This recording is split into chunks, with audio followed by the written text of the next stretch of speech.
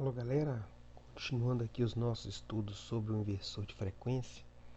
Então, vimos na última videoaula as etapas básicas de um inversor de frequência, né galera? Que é a retificação, o filtro, né, o barramento DC e o chaveamento, ok?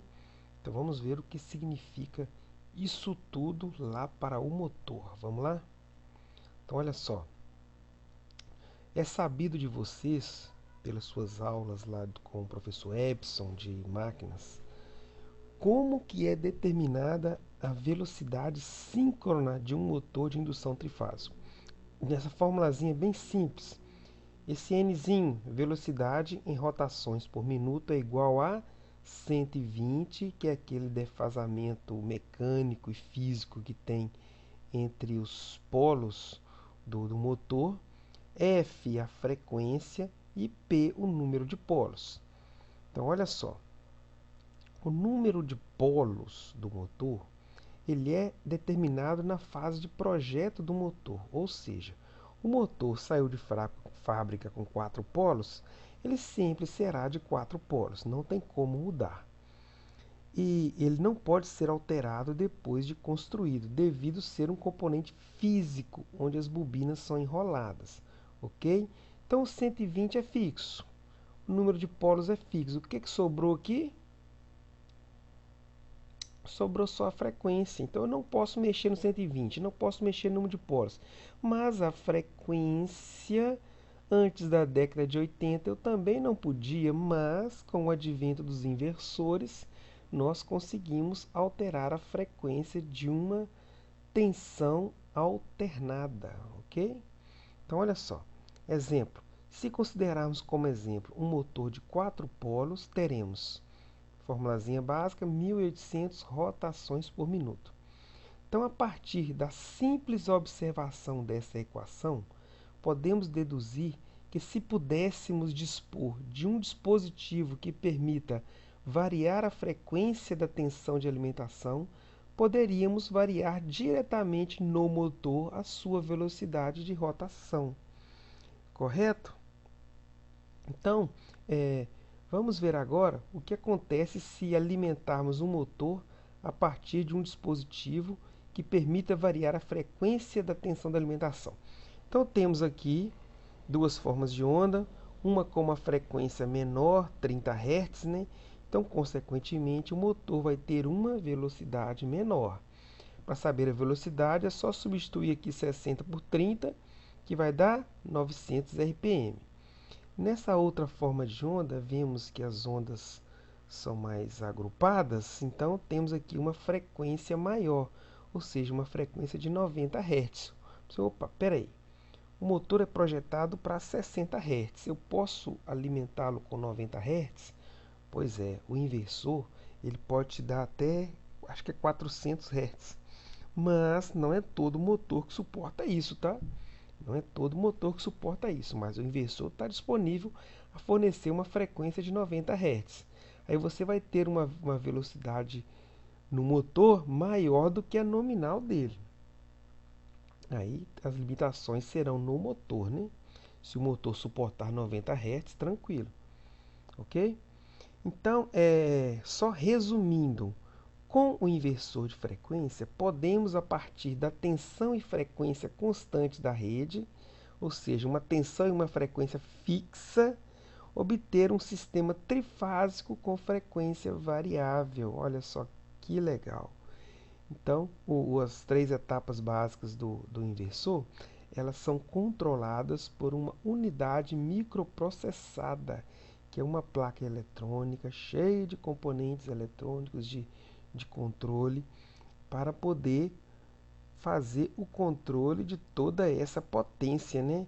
Isso aqui são etapas de potência, aqui temos etapas de controle. Então, toda potência tem que ter um controle, né? Não adianta ter potência se não tem controle, ok? Então, como é o chaveamento? O chaveamento, vamos ver aqui esse exemplo simples aqui, utilizando como se fosse chaves. Então, dependendo da combinação de chaves abertas ou fechadas, pode-se obter na saída do inversor formas de ondas diferentes. Essas chaves são implementadas nos inversores de frequência com dispositivos semicondutores chamados transistores de potência. Então, podemos ver aqui, ó, essas chavezinhas aqui, temos o barramento DC e o chaveamento é feito através de chaves, mas não contato seco, contato de relé, contator não. É uma chave eletrônica. E nos inversores de frequência, a chave eletrônica utilizada é o IGBT. IGBT, isso mesmo. Então, temos várias tecnologias de transistores, mas nos inversores de frequência o mais utilizado é o IGBT, que é um transistor bipolar com porta isolada. Esse aqui é o nome dele em inglês, né? Onde consigo ter o IGBT. Já estudamos o IGBT em aulas passadas, né, galera? Fizemos a comparação dele com o transistor comum e fizemos a comparação dele com o MOSFET. O que é o IGBT mesmo? O IGBT é um transistor que alia os benefícios do transistor e alia os benefícios do MOSFET. Qual o maior benefício do transistor para o IGBT? Velocidade de chaveamento. E qual o maior benefício do MOSFET para o IGBT? Alta impedância de entrada. Tanto que a simbologia dele aqui, ó, é um transistor. E aqui temos esse tracinho aqui, como se fosse aqueles tracinhos lá do MOSFET, né? Então, em vez de eu utilizar chaves, eu utilizo IGBT. E em antiparalelo com os IGBTs, temos esses diodos aqui, ó. Esses diodos são chamados de diodo roda livre. Nós vamos estudar mais profundamente a função desses diodos na próxima semana, quando nós estudarmos um pouco mais, com estudos mais avançados de inversor, ok? Então, esse chaveamento desses IGBTs vai resultar nisso aqui, ó. Então, a figura ao lado mostra um exemplo simples de como pode ser gerada uma primeira aproximação de uma onda senoidal. Uma onda senoidal. Então, temos aqui os polos do motor, o VW. Então, seria algo parecido com isso aqui, ó. Uma onda senoidal quadrada, tá? Então, a linha cheia representa a onda gerada pela combinação de 6 estados de chaves de 1 a 6. Então, dependendo do tipo de chaveamento, eu posso ter uma onda quadrada dessa forma, ou, dependendo da quantidade de pulsos que você tem nesses IGBTs, você pode ter esse tipo de onda aqui também, ó. Também quadrada, só que com níveis diferentes, né? Essa aqui está mais parecida com uma senoide do que essa aqui, né? Então depende da configuração, da quantidade de pulsos que esse inversor vai trabalhar. Então, olha aqui esse exemplo aqui, ó. Nós temos aqui um chaveamento em 60 Hz. Em 60 Hz. Então temos aqui, ó, onda quadrada, bonitinha. A quadrada é o que realmente é gerado, tá? Isso aqui é só uma comparação com uma senoide, para vocês verem que não é uma coisa assim perfeita não, mas é o que dá para fazer, né? Então, reduzindo a frequência para 30 Hz, você tem aqui uma diminuição da largura do pulso, mas você tem uma quantidade maior de pulsos.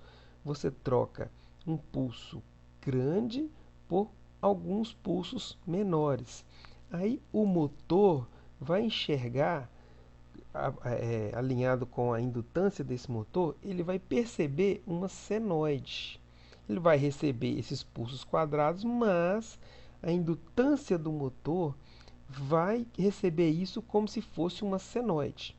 E aqui temos aqui em 10 Hz, né, gente? Ó. Então, pulsos bem estreitos, mais espaçados no semiciclo positivo, no semiciclo negativo, e uma onda com uma tensão bem baixinha e com uma frequência bem menor, com 10 Hz. Ok, galera? Então é assim que funciona o chaveamento com o IGBT. Beleza? A última etapa aqui do nosso inversor de frequência. Até mais.